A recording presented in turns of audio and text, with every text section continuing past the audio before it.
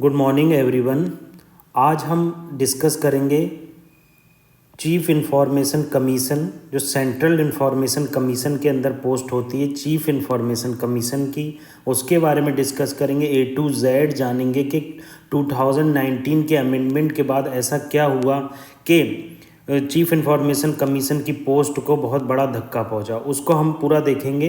CAG के बारे में डिस्कस करेंगे कि ऑडिट का मैकेनिज्म इंडिया में क्या होता है और कैग ऐसे बुलवर्क ऑफ इंडियन डेमोक्रेसी कहा जाता है। क्यों कहा जाता है? क्योंकि किस तरह से कैग जो है इंडिपेंडेंटली वर्क करता है, इसलिए इंसॉल्वेंसी एंड बैंक्रप्सी कोड को देखेंगे किस तरह से वर्क करता है और कैसे इसने इंसॉल्वेंट कंपनीज को और बैंक्रप्ट कंपनी को ईजिली रिजोल्यूशन किया है 118 डेज में। ठीक है, ये चीज़ हम देखेंगे। तो पहला आर्टिकल जो है हमारा इंसॉल्वेंसी एंड बैंक्रप्सी कोड के बारे में। देखो, इंसॉल्वेंसी एंड बैंक्रप्सी कोड जो है वो 2016 में आया। 2016 में इसको लाने के पीछे रीज़न क्या था? बहुत सारी कंपनीज जो हमारे इंडिया में काम कर रही हैं या हमारे इंडिया में स्टेबलाइज की गई हैं, तो उनमें जो इंसॉल्वेंसी और बैंक्रप्सी का प्रोसेस था वो बहुत टफ था।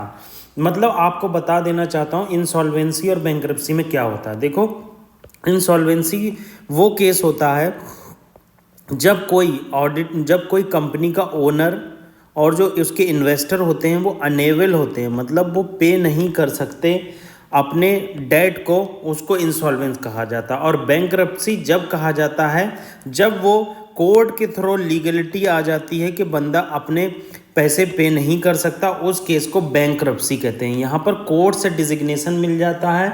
और दूसरे केस में क्या होता है, इंसॉल्वेंसी होती है तो ओनर क्या होता है, मान लिया जाता है कि वो दिवालिया हो गया है, मतलब उसके पास पैसा नहीं है। मगर बैंक्रप्सी के केस में क्या होता है, कोर्ट डिसाइड करती है कि आपके पास पैसा है या नहीं है। तो ये चीज़ इंपॉर्टेंट थी यहाँ पर। अब ये जो है, यही लॉ जो है सिंगल विंडो क्रिएट करता है। मतलब आप के पास कोई प्रॉब्लम है, जैसे आप इंसॉल्वेंट हो गए हैं, कंपनी को डाइल्यूट करना चाहते हैं, मतलब कंपनी को लिक्विडेशन करना चाहते हैं, आप कंपनी को आगे नहीं चलाना चाहते हैं, तो ये वन स्टॉप सल्यूशन है इंसॉल्वेंसी एंड बैंक्रप्सी कोड, जिसके थ्रू हम बहुत सारे केसेस को सॉल्व कर सकते हैं। देखो आगे क्या बताया गया है कि कंपनी जो इंसॉल्वेंसी फेसिंग कर रही है उसमें 2 प्रोसेस है। देखो, पहली प्रोसेस है इंसॉल्वेंसी रिजोल्यूशन। क्या होता है इसमें, हाईएस्ट बिडर मतलब कंपनी की बिडिंग की जाती है, क्रेडिटर और जो कंपनी के ओनर वगैरह होते हैं उनके साथ मीटिंग करने के बाद क्या किया जाता है, इंसॉल्वेंसी रिजोल्यूशन लाया जाता है। इंसॉल्वेंसी रिजोल्यूशन में क्या होता है कि जो हाईएस्ट बिडर होता है कंपनी का, उसको कंपनी दे दी जाती है। और कंपनी देने के बाद क्या होता है, उसको वो कंपनी का जो पैसा मिलता है उससे डेट को पे किया जाता है, और जो हाईएस्ट बिडर है वो आगे इन फ्यूचर कंपनी चलाएगा। आप एक एग्जांपल देख लो, जैसे मान लो एयर इंडिया है, एयर इंडिया का एग्जांपल हम मान लेते हैं। ठीक है, तो एयर इंडिया के केस में क्या है, मान लो ये इंसॉल्वेंट हो गई, बहुत कर्जा है, सरकार इसे नहीं चलाना चाहती है, तो इंसॉल्वेंसी प्रोसेस होगी। अब इंसॉल्वेंसी रिजोल्यूशन में क्या होगा, इंसॉल्वेंसी रिजोल्यूशन में होगा ये कि हाईएस्ट बिडर टाटा हमें मिल गए। टाटा ने कहा कि ये मेरी पुरानी कंपनी है, पहले आज़ादी से पहले और आज़ादी के बाद मैं इसे चलाता था, मगर जैसे ही नेशनलाइजेशन हुआ एयर का, उसके बाद मैंने इसे नहीं चलाई, तो मैं इसे ख़रीदना चाहता हूँ। अब उस केस में हाईएस्ट बिडर ने पैसा दे दिया और गवर्नमेंट ने मिलकर क्या किया, उसके डेट को चुका दिया, और जो डेट बचा कुचा था उसे इन्वेस्टमेंट की फॉर्म में तब्दील कर दिया गया। तो इस तरह से इंसॉल्वेंसी रिजोल्यूशन वर्क करता है। लिक्विडेशन क्या होता है, लिक्विडेशन क्या होता है कि क्या कर दिया जाता है, कंपनी के जो ओनर्स हैं, इन्वेस्टर हैं, जो लार्जेस्ट इन्वेस्टर हैं, उनकी राय लेके कंपनी को सेल कर दिया जाता है। उसको पार्ट की फॉर्म में सेल कर दिया जाएगा या फिर उसको अलग अलग तरीके से सेल कर दिया जाएगा। बहरहाल क्या कर दिया जाता है, उसे सेल कर दिया जाता है, और जो अमाउंट आता है सेल करने के बाद, उस अमाउंट का क्या किया जाता है, उससे डेट का मतलब कर्ज जो है दे दिया जाता है। आगे देखो क्या बताया गया। अब यही चीज़ इन्होंने यहाँ बताई है कि कोई भी रिजोल्यूशन प्रोसेस होता है या कुछ भी होता है, उस केस में क्रेडिटर और डेटर दोनों की राय ली जाती है। देखो, insolvency and bankruptcy code provides that where a company commits a defunct, मतलब कंपनी जो है डिफंक्ट हो गई है, उसको काम करना डिफॉल्ट हो गई है, वो काम नहीं कर रही है, but both creditor and debtor में initiate resolution process for the recovery of loan, मतलब जो लोन के लिए रिकवरी है वो दोनों ही की राय से शुरू की जाएगी। देखो क्रेडिटर वो होता है जो पैसा देता है, डेटर वो होता है जो पैसा लेता है, ठीक है। तो डेटर और क्रेडिटर में initiate resolution process for the recovery of loan, ठीक है। अब इंसॉल्वेंसी एंड बैंक्रप्सी कोड को दो भागों में क्लासिफाइड किया गया है। कैसे? क्रेडिटर जो होता है एज अ फाइनेंशियल क्रेडिटर, एक तो फाइनेंशियल क्रेडिटर होता है जो पैसा देता है, उसे कंपनी के एडमिनिस्ट्रेशन में क्या हो रहा है कोई मतलब नहीं होता। एक ऑपरेशनल क्रेडिटर होता है जो ऑपरेशनल क्रेडिटर होता है वो कंपनी के डे टू डे बिजनेस में कैसे वर्क कर रहा है उससे उसको मायने रखता है। तो फाइनेंशियल क्रेडिटर क्या करता है, कंपनी को फाइनेंस करता है। और फाइनेंशियल क्रेडिटर दो तरह के होते हैं, एक सिक्योर्ड और एक अनसिक्योर्ड फाइनेंशियल क्रेडिटर। ये यहाँ पर क्यों दिया गया, देखो जब कंपनी को डाइल्यूट किया जाता है या कंपनी को सेल आउट किया जाता है या कंपनी की बिडिंग लगाई जाती है तो सबसे पहले जो डेट दिया जाता है वो सिक्योर क्रेडिटर का दिया जाता है। जो सिक्योर फाइनेंशियल क्रेडिटर होते हैं इनका डेट दिया जाता है, फिर उसके बाद जो बच जाता है पैसा अगर बचा तो फिर अनसिक्योर्ड फाइनेंशियल क्रेडिटर को दिया जाता है। इसलिए फाइनेंशियल क्रेडिटर को दो भाग में बदला है। ऑपरेशनल क्रेडिटर कौन होते हैं, देखो ऑपरेशनल क्रेडिटर होते हैं service to the company but not have been paid like employ, मतलब कंपनी को सर्विसेज प्रोवाइड करवाते हैं बहुत सारी चीज़ें। ऑपरेशनल क्रेडिटर ये भी हो सकता है कि आप मशीन प्रोवाइड करवा रहे हैं कंपनी को, किराए पर ट्रक प्रोवाइड करवा रहे हैं, बहुत सारी यूनिट्स प्रोवाइड करवा रहे हैं, तो कंपनी को सर्विस देते हैं मगर एम्प्लॉय की तरह वर्क नहीं करते हैं ना, ऑपरेशनल क्रेडिटर कहते हैं। अब देखो आगे क्या बताया गया कि इंसॉल्वेंसी और बैंक्रप्सी कोड जो होता है वो individual partnership firm, limited liability partnership और कंपनीज सब पर अप्लाई होता है। मतलब अगर आप इंडिविजुअल हैं, आपने कंपनी खोली, आप पर भी अप्लाई होगा, दो लोग पार्टनर बन के आते हैं उन पर भी अप्लाई होगा। लिमिटेड लायबिलिटी पार्टनरशिप मतलब इसमें क्या होता है, लिमिटेड लायबिलिटी होती है, मतलब कि कोई कंपनी है, मान लो एल कंपनी है, इस कंपनी ने कोई कंपनी स्टेबलाइज की और उसको घाटा होने लगा तो जो कर्जा है, जो डेट है उसके ऊपर लोन, वो लिमिटेड लायबिलिटी है, मतलब कंपनी का ही जो माल है वो बेचकर लोन दिया जाएगा, उसके घर पर रेड नहीं मारी जाएगी। It is called limited liability partnership. You should know about this because it's important. कैसे इंपॉर्टेंट है ये, क्योंकि लायबिलिटी जो होती है वो लिमिटेड होती है। आप यहाँ से समझ सकते हो ये लायबिलिटी जो है वो लिमिटेड है, बैंक आपके घर पर रेड नहीं मार सकती, जो कंपनी का पैसा है उसी से आपको लोन दिया जाएगा, ठीक है। आप क्या कह रहे हैं, जो एडजुडिकेशन होता है ये चीज़ इंपॉर्टेंट है। देखो क्या होता है प्रीलिम्स में कैसे पूछता है, जो नेशनल कंपनी लॉ ट्रिब्यूनल है वो सारे केसेस को देखता है। सारे केसेस का मतलब इंडिविजुअल फर्म को भी, पार्टनरशिप फर्म को भी, लिमिटेड लायबिलिटी पार्टनरशिप को भी और कंपनीज को। वहीं आपका आंसर गलत हो जाएगा कि जो नेशनल कंपनी लॉ ट्रिब्यूनल है वो देखता है कंपनीज को और लिमिटेड लायबिलिटीज़ को, ठीक है, दो को देखा जाता है। जबकि डेट रिकवरी ट्रिब्यूनल, एक ट्रिब्यूनल बनाया जाता है कंपनीज एक्ट के अंदर, तो वो एग्जीक्यूट करता है इंडिविजुअल और पार्टनरशिप पर को, नॉट रिफर टू एनसीएलटी। मतलब क्या हो गया, जो national company law tribunal Indian insolvency and bankruptcy code के अंदर बनाया गया वो कंपनीज को देखता है और लिमिटेड लायबिलिटी पार्टनरशिप फर्म को देखता है। जबकि डेट रिकवरी ट्रिब्यूनल ये बहुत पहले से चला आ रहा है। डेट रिकवरी ट्रिब्यूनल क्या करता है, इंडिविजुअल फर्म जो होती हैं और पार्टनरशिप फर्म होती है उनके विषय में संज्ञान लेता है, ठीक है। तो आगे क्या बताया गया, इंसॉल्वेंसी एंड बैंक्रप्सी कोड ये जो है कंप्लीट कर देता है प्रोसेस 180 डेज में, एक्सटेंड किया जा सकता है 90 डेज, और इन केस ऑफ लिटिगेशन है जो 60 डेज और एक्सटेंड किया जाता है। टोटल जो है 330 डे में ये कंप्लीट कर दिया जाता है। देखो मैं आपको बता देता हूँ यूपीएससी के द्वारा कैसे क्वेश्चन पूछा जाएगा। इंसॉल्वेंसी एंड बैंक्रप्सी कोड में दो प्रोसेस होती हैं, इंसॉल्वेंसी रिजोल्यूशन एंड लिक्विडेशन। पहला स्टेटमेंट दे देगा, आप कहोगे सही है, ठीक है। जो कंपनी को लिक्विडेशन किया जाएगा, सेल आउट किया जाएगा, वो क्रेडिटर, डेटर और इन्वेस्टर की मदद से किया जाएगा, सही हो जाएगा, क्योंकि आपने पढ़ा ही है कि सबकी राय ली जाएगी तब।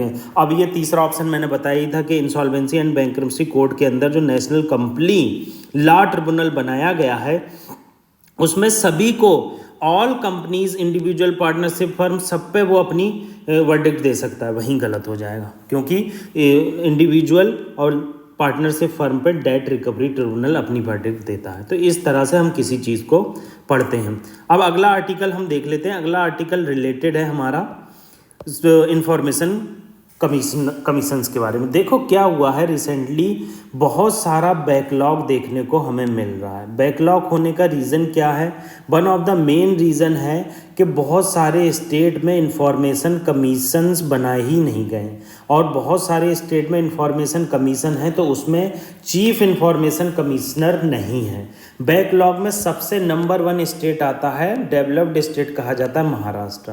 देखो महाराष्ट्र में आए दिन ऐसी न्यूज़ निकल कर आती हैं, क्योंकि महाराष्ट्र में क्या हो रहा है कि जो लिटिगेशन है, लिटिगेशन बहुत ज़्यादा बढ़ गई है। आरटीआई के अंदर जो हम इंफॉर्मेशन मांगते हैं उस इंफॉर्मेशन पर संज्ञान नहीं लिया जाता है, और अगर संज्ञान लिया जाता है तो लिटिगेंट क्या होता है, जो याचिका करता है वो प्रसन्न नहीं होता। उसके बाद जो केस है डिपार्टमेंटल इंक्वायरी के पास जाता है, डिपार्टमेंट से भी वो सेटिस्फाई नहीं होता तो चीफ इंफॉर्मेशन कमीशन या फिर स्टेट इंफॉर्मेशन कमीशन के पास जाता है। उस केस में क्या होता है, जब स्टेट इंफॉर्मेशन कमीशन कोई संज्ञान नहीं लेता है तब उस केस में बहुत ज़्यादा बैकलॉग बढ़ जाता है। तो इसमें महाराष्ट्र नंबर 1 है और दूसरे पर कर्नाटका है। ठीक है, तमिलनाडु में डिक्लाइन हो रही है क्योंकि तमिलनाडु लगातार संज्ञान ले रहा। अब आप देख लो कौन कौन से स्टेट हैं जिसमें इंफॉर्मेशन कमीशंस है ही नहीं। झारखंड, तेलंगाना, मिजोरम और त्रिपुरा मतलब डिफंक्ट है, मतलब नो न्यू इन्फॉर्मेशन कमिश्नर। मतलब वहाँ पर अगर एक बार इन्फॉर्मेशन कमिश्नर हटा दिया गया तो बना ही नहीं गए। बहुत सारे स्टेट हैं, जैसे 6 स्टेट ऐसे हैं जिसमें हेडलेस है, मतलब वहाँ पर चीफ नहीं है, हेड नहीं है जो इन्फॉर्मेशन कमीशन का होता है। इसमें देखो मणिपुर हो गए, छत्तीसगढ़ हो गए, महाराष्ट्र हो गए, बिहार हो गए, पंजाब हो गए। ये कॉन्टेक्स्ट आपको पता होना चाहिए। अब आप देख लो इसका स्टैटिक पोर्शन कैसे क्या होता है। आरटीआई जो हमारा आरटीआई एक्ट 2005 है, राइट टू इन्फॉर्मेशन एक्ट, ये कहता है कि कोई भी पब्लिक एंटिटी उसके पब्लिक एंटिटी से हम उसकी इन्फॉर्मेशन मांग सकते हैं। देखो 2 तरह की पब्लिक एंटिटी होती हैं। एक सरकारी ऑफिसेज होते हैं, गवर्नमेंट ऑफिसेज होते हैं जो खुद इन्फॉर्मेशन देते हैं पब्लिक में, मीडिया में दे दी, कोई प्रेस रिलीज़ कर दिया। कुछ इन्फॉर्मेशन जो होती है इंडिया की सॉवरेनिटी के लिए खतरे की बात होती है, तो उस केस में क्या होता है, हम उस केस में इंफॉर्मेशन पब्लिक नहीं करते हैं। तो बहुत सारे ऑफिसेस इसका भी एक्सक्यूज़ लेते हैं। तो इस एक्सक्यूज़ में कई बार केसेस जो है चीफ इंफॉर्मेशन कमीशन के पास पहुंच जाता है, और धीरे धीरे वो केस जो है सुप्रीम कोर्ट के पास पहुंच जाता है। इन केसेस में बहुत साल लग जाते हैं। तो जो एक्सक्यूजेज होते हैं, या फिर ये कह लीजिए हमारी इंडिया की सिक्योरिटी और सॉवरेनिटी के लिए किया जाता है, उस केस में भी लिटिगेशन का प्रोसेस बहुत ज़्यादा बढ़ जाता है। अब देखिए, आप यहाँ पर एक चीज़ देखिए, any public entity and are guarantee a response from public bodies public information officer within 30 days। देखो हर ऑफिसेज में, हर गवर्नमेंट के ऑफिसेज में एक पब्लिक इंफॉर्मेशन ऑफिसर होता है। वो क्या करता है कि आप अगर वहाँ पर लिटिगेशन देते हो, बना दिया जाता है, ऐसा नहीं है अलग से लाया जाएगा। ऐसे तो डिपार्टमेंट में बहुत ज़्यादा अधिकारी या कर्मचारी बढ़ जाएंगे, तो कोई भी पर्सन को उसका अधिकार दे दिया जाता है कि आप इससे रिलेटेड लिटिगेशन आएगी तो आप इस पर संज्ञान लेंगे। ठीक है, तो क्या होता है, public body public information officer जो होता है वो 30 डेज में, आप अगर कोई भी डिपार्टमेंट की इन्फॉर्मेशन मांगना चाहते हो तो आपको वो इन्फॉर्मेशन मिल जाएगी। देखो आप मान लीजिए ये सरकारी स्कूल है, और सरकारी स्कूल के अंदर किसी टीचर को पब्लिक इन्फॉर्मेशन ऑफिसर बना दिया गया। कोई लिटिगेशन आई इस सरकारी स्कूल में कि हमें बताइए आपके यहाँ कितने टीचर हैं, कितने स्टूडेंट हैं, और कितने पास हुए हैं और कितने फेल हुए हैं। अब इस केस में 30 डेज़ के अंदर वो देगा। अगर 30 डेज़ के अंदर नहीं देगा तो डिपार्टमेंट तक जाया जाएगा। डिपार्टमेंट कौन सा हो गया, सरकारी ऑफिस का, जैसे मान लो यूपी है तो यूपी बोर्ड हो गया, यूपी बोर्ड तक जाए। अब यूपी बोर्ड भी कोई चीज़ संज्ञान नहीं लेगा, तब स्टेट इन्फॉर्मेशन कमीशन के पास बात जाएगी। जब स्टेट इन्फॉर्मेशन कमीशन संज्ञान संज्ञान नहीं लेगा फिर जाएगी सेंट्रल इंफॉर्मेशन कमीशन के पास। इस तरह से ये प्रोसेस होती है, हमने एग्जाम्पल से समझ ली। आगे क्या देखो, यही बात बताई गई है कि अगर संज्ञान नहीं लिया जाता है तो डिपार्टमेंट लेवल पर अपील की जाती है। जब डिपार्टमेंट लेवल पर अपील नहीं सक्सेस हो पाती है तो इंफॉर्मेशन कमिश्नर पर तक हम लोग जाते हैं। इसमें state information commission then central information commission. तो इस तरह से ये प्रोसेस होती है, ठीक है। अब ये इन्होंने आगे क्या बताया है, each state has its own state information commission that handle second appeal involve state agency. वही है, अगर आपकी याचिका पर संज्ञान नहीं लिया जाता है तो स्टेट इंफॉर्मेशन कमीशन आप वहाँ पर संज्ञान लेगा या फिर आप उसके पास जाएंगे। देखो ये स्यू मोटो भी संज्ञान लेते हैं, मतलब कभी कभी इन्हें लगता है कि जो इन्फॉर्मेशन पब्लिक इन्फॉर्मेशन ऑफिसर है कुछ कर ही नहीं रहा है, लिटिगेशन बहुत ज़्यादा बढ़ती जा रही है, तो स्यू मोटो संज्ञान लिया जाता है। देखो सेंट्रल लेवल पर सेंट्रल इन्फॉर्मेशन कमीशन होता है।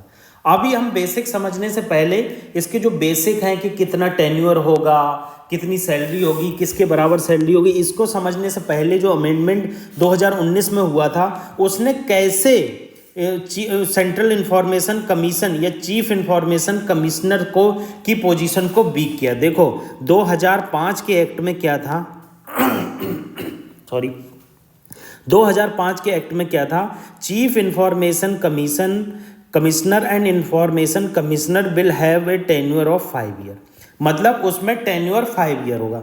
मगर अमेंडमेंट होने के बाद क्या हो गया, will notify the tenure of all information commissioner information at state and central level. मतलब क्या होगा कि जो ऑल इंफॉर्मेशनल कमिश्नर हैं उसका जो टेन्योर होगा वो सेंट्रल गवर्नमेंट के पास हो गया। देखो इससे वीक हुआ नहीं हुआ। जब आपका टेन्योर ही किसी के हाथ में कमान आपकी दे दी जाएगी तो ऑब्वियस सी बात है कि आप जो है किसी के जजमेंट लेने में बहुत कतराओगे। आप पूछोगे किसी से कि भाई मैं ये जजमेंट दूं या ना दूं। अब क्वांटम ऑफ सैलरी क्या हुआ, देखो सैलरी क्या हुआ, पहले क्या होती थी, चीफ इंफॉर्मेशन कमिश्नर की सैलरी चीफ इलेक्शन कमिश्नर के बराबर होती थी 2005 के एक्ट के अकॉर्डिंग, और जो सेंट्रल इंफॉर्मेशन कमिश्नर होते थे और स्टेट चीफ इंफॉर्मेशन कमिश्नर होते थे उनकी सैलरी जो होती थी इलेक्शन कमिश्नर के बराबर, और स्टेट इंफॉर्मेशन कमीशन की सैलरी चीफ सेक्रेटरी के बराबर होती थी। इस तरह से ये होता था, मतलब कि चीफ इंफॉर्मेशन कमिश्नर की सैलरी चीफ इलेक्शन कमिश्नर के बराबर होती थी, और सेंट्रल इंफॉर्मेशन कमिश्नर्स जो थे, जो बहुत सारे 10 इंफॉर्मेशन कमिश्नर होती है उनके इलेक्शन कमिश्नर के बराबर थी, और स्टेट इंफॉर्मेशन कमिश्नर की सैलरी चीफ सेक्रेटरी के बराबर है। ठीक है, अब सैलरी में भी क्या किया गया, determine by the central government. ये देखो अब सैलरी भी डिटरमाइन की जाएगी सेंट्रल गवर्नमेंट के द्वारा। इस केस में क्या होगा, ये बॉडी वीक होगी। इस तरह से किसी भी बॉडी को वीक बनाया जाता है। अब आगे क्या बताया गया है कि अगर आपको पेंशन चाहिए और अदर रिटायरमेंट बेनिफिट चाहिए 2005 के एक्ट के अकॉर्डिंग, तो आपका अमाउंट पेंशन के लिए कटेगा। मगर ये पेंशन का झाड़ सब खत्म कर दिया गया 2019 के अमेंडमेंट में। अब आप बेसिक्स देख लो, बेसिक्स जो है आप बिल्कुल समझ जाएंगे कि 2005 में किस तरह था और किस तरह 2019 में चेंज कर दिया गया। देखो आगे मैं आपको बताता हूँ, आपको एक एक चीज़ क्लियर करवा दूंगा।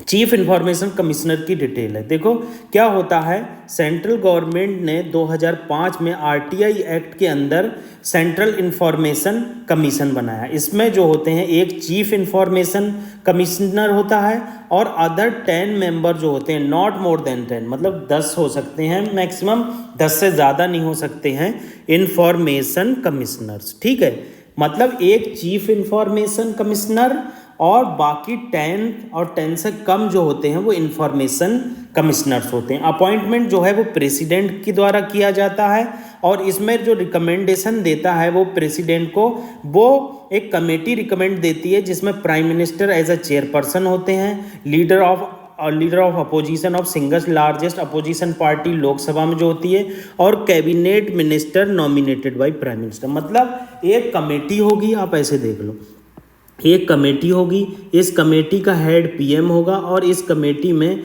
Leader of largest opposition party of Lok Sabha की होगी, प्लस एक कैबिनेट मिनिस्टर होगा। ये लोग रिकमेंड करेंगे प्रेसिडेंट को, प्रेसिडेंट जिसको ये लोग रिकमेंड करेंगे, प्रेसिडेंट उसे ओथ दिला देगा, ठीक है, उसे अपॉइंट कर देगा।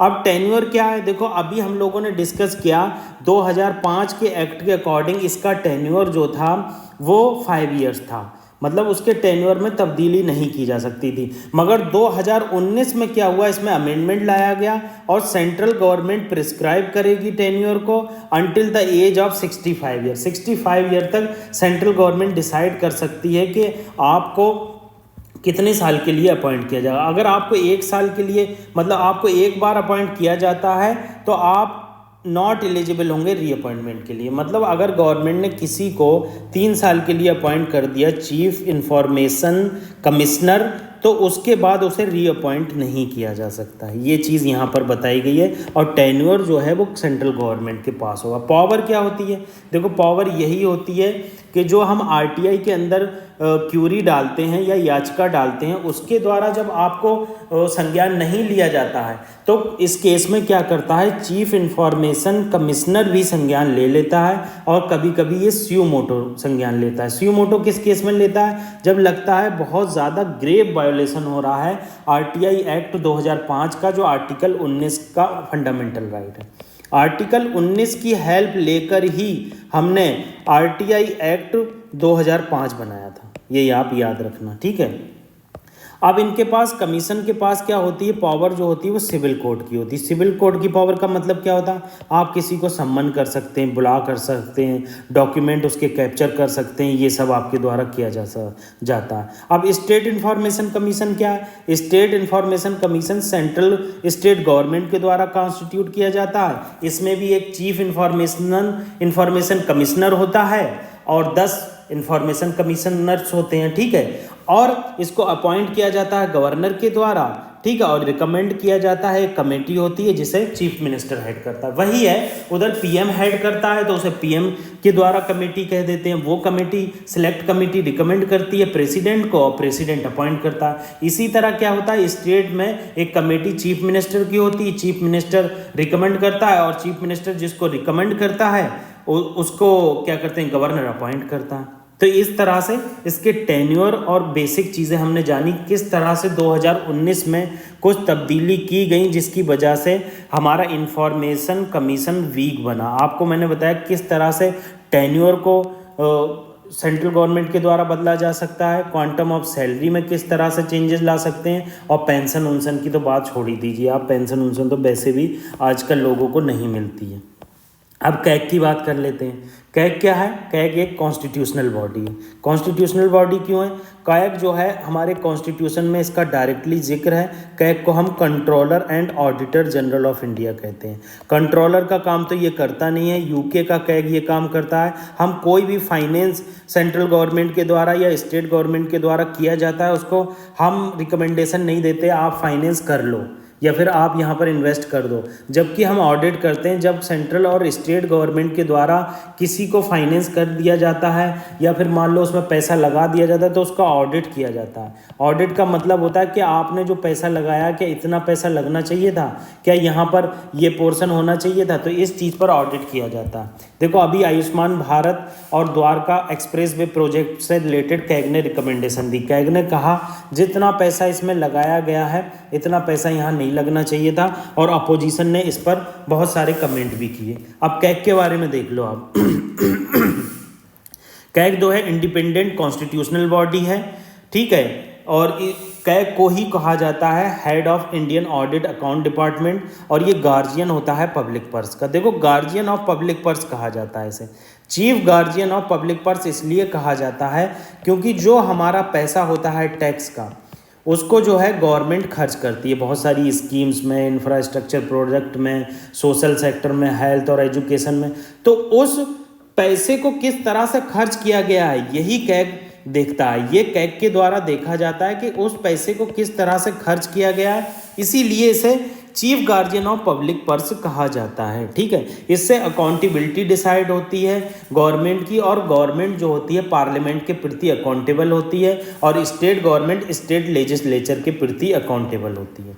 हिस्टोरिकल बैकग्राउंड क्या है, कैग का ऑफिस जो है जब फर्स्ट टाइम 1858 में, मतलब ब्रिटिश ने ईस्ट इंडिया कंपनी को टुक ओवर कर लिया, मतलब ब्रिटिश ईस्ट इंडिया कंपनी को 1857 की क्रांति के बाद बिल्कुल रिमूव कर दिया गया। उस केस में क्या हुआ, ब्रिटिश गवर्नमेंट ने एक office of the account general बनाया, सही है, 1858। और 1860 में क्या हुआ, सर एडवर्ड डरमाउंड जो है वो फर्स्ट ऑडिटर जनरल अपॉइंट किए गए।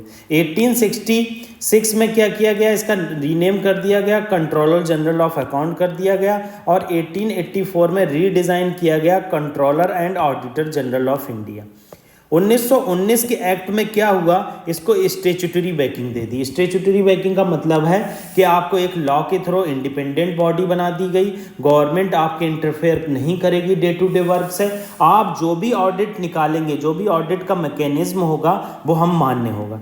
अब 1935 के एक्ट में क्या किया गया, कंट्रोलर एंड ऑडिटर जनरल को क्या कर दिया गया, प्रोविंशियल ऑडिट जनरल की भी अथॉरिटी दे दी गई। मतलब आपके फेडरल स्ट्रक्चर में अगर कोई प्रॉब्लम होती है, आप कहाँ फाइनेंस करते हैं, प्रोविंसेस में आपको अधिकार है। हमारे कॉन्स्टिट्यूशन में क्या हुआ, आज़ादी के बाद क्या हुआ, 1947 के बाद क्या हुआ, आफ्टर इंडिपेंडेंस सॉरी, आर्टिकल 148 में कैग का जिक्र किया गया और कैग के बारे में बताया गया कि अपॉइंट किया जाएगा प्रेसिडेंट ऑफ इंडिया के द्वारा। कैग को 1958 में जम्मू एंड कश्मीर तक एक्सटेंड कर दिया गया था। अब तो जम्मू एंड कश्मीर यूटीज़ में तब्दील हो गया, तो अब तो 110% कैग उसमें ऑडिट कर ही सकता है। सेंट्रल गवर्नमेंट क्या करती है, 1971 में एक एक्ट लाती है, इस एक्ट के थ्रू ड्यूटीज़, पावर और कंडीशन ऑफ सर्विसेज डिसाइड की जाती हैं। देखो कॉन्स्टिट्यूशन में मोटा मोटा जिक्र होता है कि कैग जो है अपॉइंट किया जाएगा प्रेसिडेंट के द्वारा, कैग एक इंडिपेंडेंट बॉडी होगी, मगर ड्यूटीज़ क्या होंगी, पावर क्या होंगी, कैसे कंडीशन होगी सर्विसेज की, ये कैग एक्ट 1971 आया, इसमें डिसाइड किया गया। हमारे कॉन्स्टिट्यूशन आर्टिकल में जिक्र है कैग को प्रेसिडेंट के द्वारा अपॉइंट किया जाएगा और ओथ और कंडीशन ऑफ सर्विसेज के बारे में बताया गया। आर्टिकल 149 में बताया गया duty and power of controller auditor general की बताई गई है, ठीक है। आर्टिकल 150 कहता है account of union and state shall kept in such a form president में on the advice of CAG, मतलब अकाउंट जो है वो कैसे डिसाइड किया जाएगा, प्रेसिडेंट उसको प्रिस्क्राइब कर सकता है कि आप किस तरह से मेंटेन करेंगे, पार्लियामेंट में किस तरह से इम्प्लीमेंट किया जाएगा।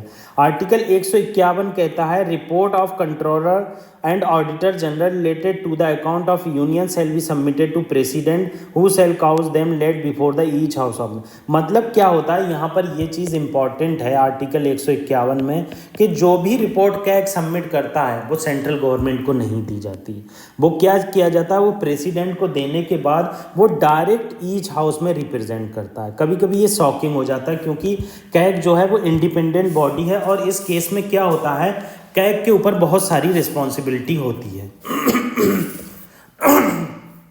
स्टेट गवर्नमेंट की जो रिपोर्ट है वो गवर्नर को सबमिट की जाती है और गवर्नर क्या करता है, वो स्टेट लेजिस्लेचर में सबमिट करता है। आर्टिकल 279 में बताया गया कि नेट प्रोसीड कैसे कैलकुलेट किया जाएगा। देखो मैंने आपको बताया था नेट का मतलब होता है कुछ ना कुछ माइनस होगा, तो जब कोई भी कैलकुलेशन की जाती है या फिर ऑडिट किया जाता है तो कुछ खर्चा होता है, तो उस खर्चे को माइनस करने के बाद जो नेट प्रोसीड है उसके बारे में सर्टिफाइड किया जाता है और ऑडिटर जनरल का ये सर्टिफिकेशन फाइनल होता है, ठीक है। अब कैग को हम यूके की पार्लियामेंट से डिस्कस कर लेते हैं। देखो हमारे इंडिया में जो कैग है वो कंट्रोलर और ऑडिटर जनरल फुल फॉर्म है, मगर कंट्रोलर का कोई मतलब नहीं है क्योंकि कंट्रोलर हम फंड को कंट्रोल नहीं कर सकते, जबकि यूके में क्या होता है, इसको फंड को कंट्रोल किया जाता है। आप कोई भी पैसा खर्च करना चाहते हैं तो कैग से आपको अथॉरिटी लेना पड़ती है। हमारे इंडिया में कैग एक ओनली परफॉर्मिंग बॉडी है, जबकि क्या होता है आप देखोगे यूके में क्या होता है, कैग क्या होता है, पार्लियामेंट का मेंबर होता है। इंडिया में कैग जो है पार्लियामेंट का मेंबर नहीं होता है, यही चीज़ यहाँ पर बताई गई है। आगे कैग की बारे में बताया गया कि 6 साल इसकी वो टेन्योर होता है और 65 ईयर्स तक वो जॉब कर सकते हैं। मतलब आपके 6 साल पूरे होना चाहिए, अगर आप 63 साल के हैं तो आप 65 तक जॉब कर सकते हैं बस, ठीक है। ये चीज़ बताई गई है यहाँ पर। रिमूव जो है प्रेसिडेंट के द्वारा ही किया जा सकता है, जैसे रिमूव किया जाता है सुप्रीम कोर्ट ऑफ जजेस को। मतलब इसको रिमूव करने का प्रोसेस बहुत टफ है। जैसे सुप्रीम कोर्ट के जजेस को रिमूव किया जाता है, एक रिजोल्यूशन लाया जाता है, फिर उस पर स्पीकर संज्ञान लेता है, फिर स्पीकर उस पर कमेटी बनाता है, वो कमेटी कहती है हाँ रिजोल्यूशन लाना चाहिए, फिर स्पेशल मेजॉरिटी से दोनों हाउसेस में पास कराया जाता है। तो इस तरह से होता है सुप्रीम कोर्ट के जजेस का रिमूवल। इसी तरह से कैग को भी रिमूव किया जाता है। उससे क्या होता है कि इसकी इंडिपेंडेंसी बनी रहती है, कोई डिसीजन लेने में डिफ़िकल्टी नहीं होती, क्योंकि उसे पता होता है मुझे रिमूव करना इजी नहीं है। तो इस केस में गवर्नमेंट की लायबिलिटी, गवर्नमेंट की अकाउंटेबिलिटी बहुत ज़्यादा बढ़ जाती है। अब इसको दोबारा से भी नहीं अपॉइंट किया जाता।